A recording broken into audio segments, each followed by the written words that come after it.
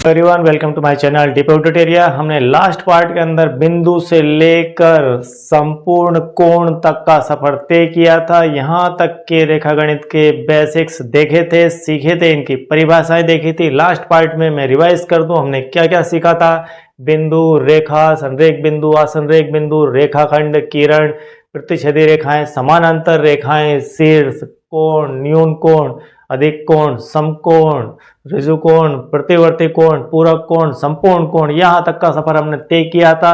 इन सारे के बारे में जाना था। इससे आगे और काफ़ी सारा बचता है मटेरियल, जिसे हमें पढ़ना है और इस पे सवाल करना है। किस प्रकार के सवाल इन कोणों, इन रेखाओं से संबंधित पूछे जाते हैं, वो भी हमें करना है। तो हम नेक्स्ट पार्ट में फिर देखेंगे। अभी हम जो बाकी का बचा हुआ शेष पार्ट है वो पूरा करते हैं। तो चलिए यहाँ शुरू करते हैं हम आसन्न कोण से कि आसन्न कोण क्या होता है। आसन्न कोण से मतलब होता है कि जैसे कोई दो व्यक्ति पास पास बैठे हो तो उन दोनों व्यक्तियों को कहेंगे आसन्न अवस्था में। तो आसन्न कोण का अर्थ है कि जिस कोण दो कोणों से विषय है, यहाँ पर कि दो कोण, यहाँ पर कोई कोण मान लीजिए ये x है, ये कोण आपका y है। इन दोनों के आसन्न होने के लिए पहली जो शर्त है वो पहली ये शर्त है कि इसमें जो एक भुजा है वो आपकी कॉमन होनी चाहिए। इन दोनों कोणों के बीच एक भुजा हमारी कॉमन होनी चाहिए। मान लीजिए हम अगला पेन यूज़ कर लेते हैं। हमने रेड कलर का पेन रखा और ये जो भुजा है आपकी, ये कॉमन भुजा है। इसकी ये जो भुजा है ये कॉमन भुजा है। इसके बाद में इसका जो वर्टेक्स होता है, ये आपका वर्टेक्स हम समझ चुके हैं पिछले पार्ट में कि V का अर्थ क्या है। शीर्ष किसे कहते हैं? जब दो या तीन रेखाएं एक बिंदु पर एकत्रित होती है या एक बिंदु से प्रारंभ होती है तो उस प्रारंभिक बिंदु को हम उसका वर्टेक्स कहते हैं। तो ये हमारा हो गया V, हम इसे कहेंगे V। तो इसके अंदर V होना चाहिए, मतलब तीनों जो रेखाएं हैं, ये तीनों रेखाएं, इन तीनों रेखाओं का एंडिंग या प्रारंभिक बिंदु आपका एक जगह ही होना चाहिए और उसी बिंदु से मिलकर दोनों कोण बनना चाहिए। आपका ये कोण x बन रहा है और एक कोण y बन रहा है, ये x कोण और ये y कोण। और अगली शर्त वर्टेक्स की थी कि ये वर्टेक्स इसका एक होना चाहिए। तो वर्टेक्स आपका एक है, इसमें भुजा एक कॉमन है। तो इस प्रकार से दो कोण बनेंगे, उन दोनों कोणों को हम कहेंगे आसन्न कोण। इसके बाद में अगला जो हमारा पॉइंट है जिस पे हमें बात करनी है वो है लाइनर पेयर ऑफ एंगल्स, कोणों का एक रेखिक युग्म। ये भी इसी से संबंधित है कि जहां पर लाइन की बात की गई है, रेखिक युग्म मतलब एक रेखा के ऊपर बना हुआ कोणों का युग्म। एक रेखा के ऊपर बना हुआ कोणों का युग्म।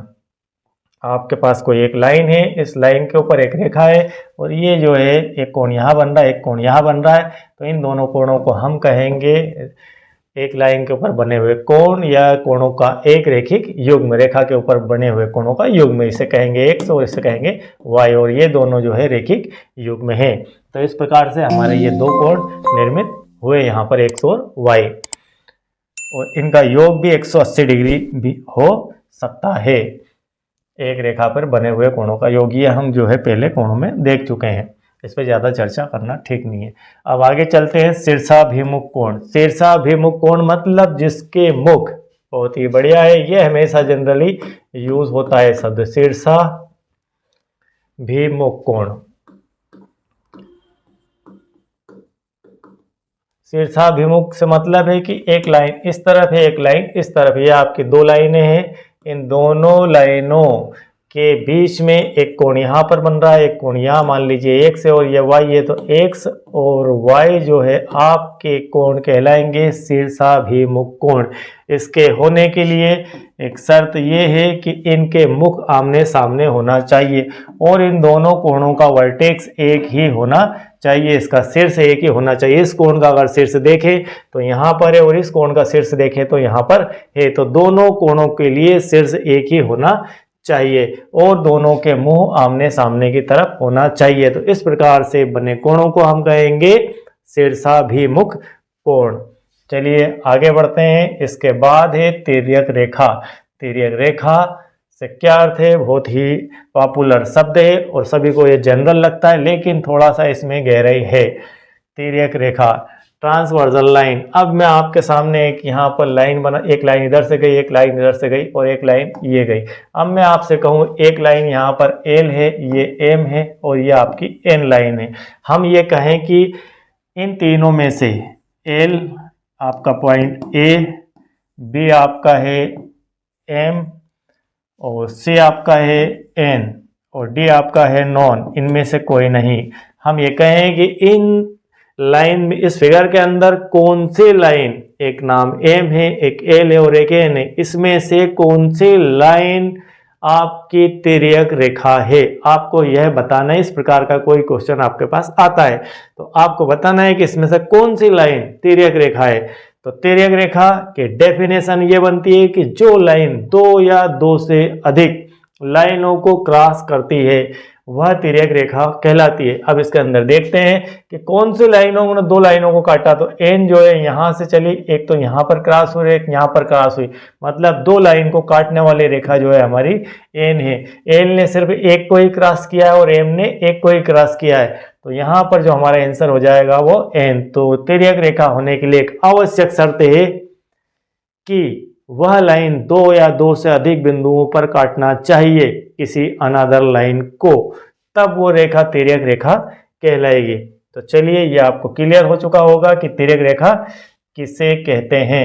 इसके बाद हमारा जो नेक्स्ट है वो है संगत कोण, एकांतर कोण और एकांतर बाहरी कोण। ये चारों चीजें एक साथ यहाँ, तो चलिए शुरू करते हैं। ये वाला हमारा नेक्स्ट वाला क्या है, हमारा नेक्स्ट है यहाँ पर संगत कोण, एकांतर बाहरी कोण। ठीक है, ये चार टाइप के हमारे पास है। एक तो संगत कोण देखना है, एकांतर कोण देखना है और बाहर वाले एकांतर और अंदर वाले एकांतर। यहाँ पर बहुत ही कंफ्यूजन की स्थिति क्रिएट होती है। तो सबसे पहले हम एक एक शब्द को क्लियर करते हैं। एकांतर कोण, तो एकांतर कोण का मीनिंग ये है कि आपको एक जेड प्रकार की आकृति लेना है और जेड प्रकार की आकृति में आप जेड प्रकार की आपने आकृति ले ली। इस आकृति के लिए ये वाला कोण और ये कोण जो है आपके एकांतर कोण कहलाने वाले हैं, इसे एकांतर कोण कहेंगे। अगर आप जेड की आकृति को ऐसा उल्टा करके बना लेते हैं तो ये दोनों कोण भी आपके एकांतर कोण कहलाएंगे। तो इस प्रकार ये आपको एकांतर कोण, एक के अंतर वाला कोण कहलाएगा। एकांतर कोण मतलब आप जेड याद रखिए कि जेड की कोई आकृति बनाइए और यहाँ पर और ये यहाँ पर, इन दोनों कोणों को हम जो है, ये कोण एक्स है और ये कोण वाई है, तो एक्स एंड वाई जो है आपका दोनों एकांतर कोण अल्टरनेट एंगल कहलाने वाले हैं। इसे अल्टरनेट एंगल कहते हैं। तो मैं इसे क्लियर कर देता हूँ। यह आपका बिल्कुल क्लियर टॉपिक हो चुका है कि एकांतर कोण किसे कहते हैं। एकांतर कोण में आपको याद रखना है जेड, जेड के अंदर ये दो कोण ही दिखाई देंगे और इसको हम कहेंगे एकांतर कोण। इसके बाद हम आगे बढ़ते हैं तो हमारे पास जो अगला कोण है वो है संगत कोण। संगत कोण किसे कहते हैं, यहाँ पर है संगत कोण। संगत कोण, एकांतर कोण मैंने इसलिए पहले बता दिया क्योंकि एकांतर कोण अब आगे आएगा संगत कोण और एकांतर कोण में मिक्स ना हो कुछ, इसलिए। और इसके बाद संगत कोण, तो संगत कोण के अंदर हमें जो है अल्टरनेट एंगल के बाद हमारा करस्पॉन्डिंग एंगल, करस्पॉन्डिंग में हमारा आता है, जैसे ये मैंने रेड का निशान लगाया, ये ए,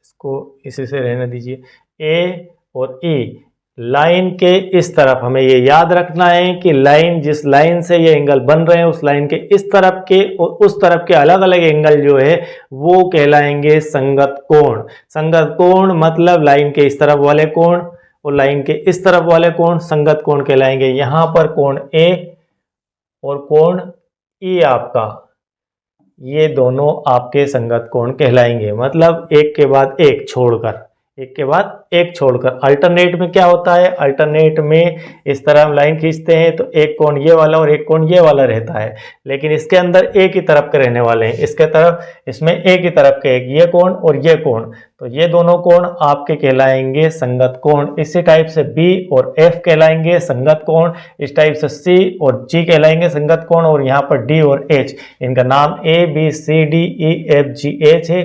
तो ए और ई मतलब ए एंड ई, ए और ई, यहाँ दिख रहा है ए और ई। इसके बाद बी और एफ, यह आपका संगत हो गया। उसके बाद सी के बाद C से आपका G ये संगत है, इसके बाद D से आपका H यहाँ पर संगत है। ये चार आपके संगत कोण बनते हैं। इस चारों कोणों को आप बिठा लीजिए दिमाग में कि संगत कोण कैसे बनते हैं और अल्टरनेट एंगल कैसे बनते हैं। अल्टरनेट एंगल एक लाइन के इस तरफ एक लाइन के उस तरफ बनता है और संगत कोण लाइन के इस तरफ बनेंगे और उस तरफ बनेंगे। इधर वाले इधर कंपेयर होंगे, उधर वाले उधर बराबर होंगे।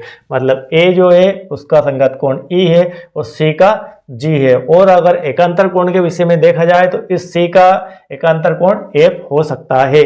तो एकांतर कोण हमेशा अपनी जगह पोजीशन अपोजिट डायरेक्शन में कर लेते हैं और संगत कोण अपनी पोजीशन एक ही तरफ रखते हैं, एक लाइन से उस तरफ नहीं जाएगा, तो इसे हम संगत कोण कहेंगे। चलिए आगे बढ़ते हैं हम। इसके बाद हमारा जो आता है, हमने करस्पॉन्डिंग एंगल देख लिया। अब बात आती है एकांतर अंतःकोण की। तो एकांतर अंतःकोण शब्द में क्लियर है कि एकांतर हमने अल्टरनेट एंगल समझ लिया है कि ये वाले जो एंगल थे हमारे ये वाले ये एकांतर कोण थे। एकांतर, अब शब्द जुड़ गया नया, अंतःकोण किसे कहते हैं? अंतःकोण मतलब अंदर वाले कोण। अंदर वाले कोण मतलब इन दोनों लाइनों के बीच में, इन दोनों लाइनों के बीच में बनने वाले सारे कोण जो है आपके एकांतर अंतःकोण कहलाएंगे। जैसे C और F ये अंतःकोण है और D और E आपके अंतःकोण है। मतलब C से F एंड D से E ये आपके एकांतर अंतःकोण, क्योंकि अंदर ही अंदर जो कोण बन रहे हैं वो जो है C से F और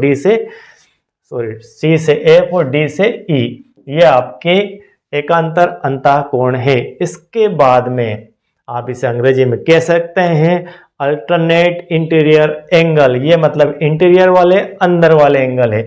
इसके बाद बाहर वाला शब्द एक और इससे जुड़ जाता है कि बाहर वाले में कोई अनोखी बात नहीं है।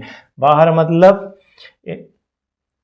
यहाँ पर दिया अल्टरनेट एक्सटीरियर, इंटीरियर की बात एक्सटीरियर, तो एक्सटीरियर मतलब बाहर की तरफ बनने वाले कोण। बाहर मतलब लाइन के इस तरफ और लाइन के उस तरफ बनने वाले कोण को हम एकांतर बाहरी कोण कहेंगे। एकांतर बाहरी हम समझते हैं कि एकांतर कोण हमेशा लाइन के इस तरफ एक बनता और एक इस तरफ बनता। मतलब A से आपका बन जाएगा H, A से बन जाएगा आपका H, ये A है और ये आपका H है, ये A और ये H। हमने एकांतर कोण के डेफिनेशन में देखा था कि ये लाइन है, इस लाइन के एक इस तरफ है एक इस तरफ है। तो हमेशा अंदर वालों में जब देखा तो एक इस तरफ था इस तरफ था, एक यहाँ था तो एक यहाँ था, और बाहर वालों में जब एक यहाँ है तो एक यहाँ होगा। A का H हो जाएगा और B का आपका हो जाएगा G। ये हो जाएगा आपका B के लिए G। और देख लेते हैं तो ये चारों बन रहे हैं, इसके बाद कुछ भी नहीं है। तो ये चारों कोण आपके जो है एक और एक दो, ये दो कोण ये और दो कोण ये कोण आपस में जो है एकांतर बाहरी कोण कहलाते हैं। तो हमने यहाँ पर क्लियर कर लिया कि इसे मैं एक बार फिर रिपीट कर देता हूँ। सबसे पहले हमने देखा संगत कोण किसे कहते हैं।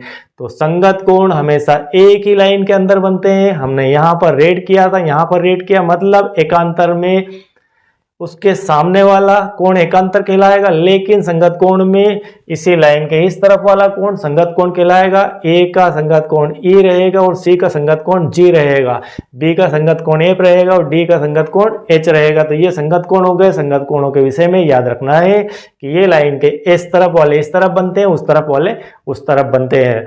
पैटर्न अल्टरनेट का ही रहता है, लेकिन इसके अंदर लाइन का फर्क है कि वो लाइन के उस तरफ नहीं जाते हैं और अल्टरनेट लाइन के उस तरफ जाकर बनता है। और दूसरा फिर हमने एकांतर सीखा, तो एकांतर को झेड आकृति से समझा है कि झेड आकृति में ये यहाँ का कोण और यहाँ का कोण आपस में एकांतर कोण कहलाता है। एकांतर कोण के दो तरह के कोण यहाँ पर डिफाइन किए गए हैं, एक बाहरी और एक आंतरिक। तो आंतरिक के अंदर इन दोनों लाइनों के बीच बनने वाले, तो एक ये वाला कोण और एक ये कोण आमने सामने के समझ लीजिए इसे इस टाइप से। ये आपके अंदर वाले इंटीरियर अल्टरनेट कहलाएंगे और डी से आपका ई, और बाहरी वाले में आप लाइन के उस तरफ नीचे की तरफ और ऊपर तक की तरफ कंपेयर करेंगे तो ए से सीधा आप एच पे जाएंगे और बी से आपका जी आ जाएगा। तो इस प्रकार से आप बाहरी एकांतर भी सीख गए होंगे। इसके बाद कुछ कोण यहाँ पर एक दो कोण और बच जाते हैं जिनके बारे में हम चर्चा करना भूल गए थे आपसे, वो मुझे याद आ गए हैं। तो दो महत्वपूर्ण कोण हैं हमारे पास। एक है संपूर्ण कोण, हम लिख देते हैं यहाँ पर संपूर्ण कोण, कंप्लीट एंगल। संपूर्ण कोण। संपूर्ण कोण का अर्थ होता है कि जिस कोण का मान सीधे सीधे 360 डिग्री हो। मतलब एक लाइन है, इसके लाइन में यहाँ से कोई कोण बनता हुआ है और यहाँ तक बन गया, तो इस कोण को हम कहेंगे 360 डिग्री का कोण, और इसे कहेंगे संपूर्ण कोण। संपूर्ण कोण का मान 360 डिग्री फिक्स होता है। फिक्स किन किन का मान होता है, और इसके बाद एक और कोण देख लेते हैं, उसके बाद फिर चर्चा करेंगे हम। एक होता है 0 डिग्री का कोण, 0 डिग्री, इसे कहेंगे 0 डिग्री। 0 डिग्री मतलब 0 डिग्री कोण। मतलब कोई आपकी दो लाइनें हैं, एक लाइन ए है और एक लाइन आपकी बी है, इन दोनों का वर्टेक्स यहाँ पर है और वर्टेक्स यहाँ पर है, और लाइन एक दूसरे को पेयर कर रही है। मतलब ये एक लाइन दूसरी लाइन के ऊपर ढकी हुई है, दिखाई नहीं दे रही, तो ये जो कोण कहलाएगा ये आपका कहलाएगा 0 डिग्री का कोण। इसे हम 0 डिग्री का कोण कहेंगे। तो दोनों लाइनें जब एक दूसरे के ऊपर है तो यहाँ पर कोण बन ही नहीं रहा है, कोण बन रहा है तो 0 का बन रहा है, तो इसीलिए हम इसको 0 कहेंगे। तो जिन कोणों के मान फिक्स है वो 0 है। एक हमने समकोण पढ़ा, मतलब 0, 90, 180 और 360। सबसे पहले आपको ये याद रखना है, ये 0 कोण 0 डिग्री का, 90 डिग्री का समकोण, ये ऋजु कोण 180 डिग्री का, 360 डिग्री का संपूर्ण कोण कहलाता है। 0 से 90 के बीच के जो कोण होते हैं उसे हम कहते हैं, ये एक समरी एक तरह की, कि 0 से 90 के बीच के जो कोण है उसे हम कहेंगे, थोड़ा सा इरेज करके थोड़ा सा बड़ा यहाँ पर लिख के मैं आपको क्लियर और बता देता हूँ कि क्या क्या हमने पढ़ा है। 0 से 90 डिग्री का जो कोण होता है, फिर से इसे लिख देते हैं बिल्कुल क्लियर, एक बार समरी बेहतरीन हो जाएगी। 0, 90, 180 और 360। यहाँ पर 0 डिग्री को हम कहेंगे 0 डिग्री का कोण, 90 को हम कहेंगे समकोण, और इसे कहेंगे ऋजुकोण, स्ट्रेट एंगल। ठीक है, ये स्ट्रेट एंगल हो गया और उसका कंप्लीट एंगल हो गया आपका, ये जो है संपूर्ण कोण हो गया। तो 4 प्रकार के ये आपका राइट एंगल हो गया।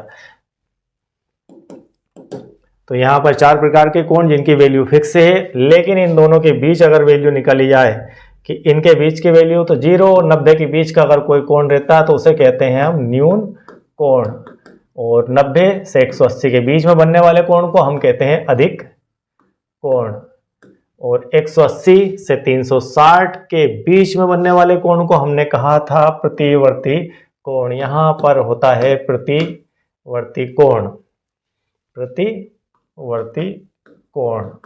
तो ये 3 टाइप के, 4 टाइप के ये एंगल और 3 टाइप के ये, तो 7 टाइप तो आपको यहाँ पर कंप्लीट ही हो गए हैं। 7 टाइप ये, उसके बाद आपको मैंने संगत कोण, अल्टरनेट एंगल, एकांतर अंदर वाले अल्टरनेट और बाहर वाले अल्टरनेट, ये सारी चीज़ें यहाँ पर क्लियर कर दी। तो आपका लगभग टॉपिक यहाँ पर क्लियर हो चुका है, और बेहतरीन तरीके से मैंने सारी चीज़ें आपको 1 to 1 क्लियर कर दी है। यदि आपको और इसके क्वेश्चन सीखने हैं तो आपको नेक्स्ट पार्ट इसका देखना होगा, उसमें मैं बहुत ही शानदार क्वेश्चन लेके आऊँगा जो लगभग सभी प्रतियोगी परीक्षाओं में कहीं ना कहीं पूछे जाते हैं।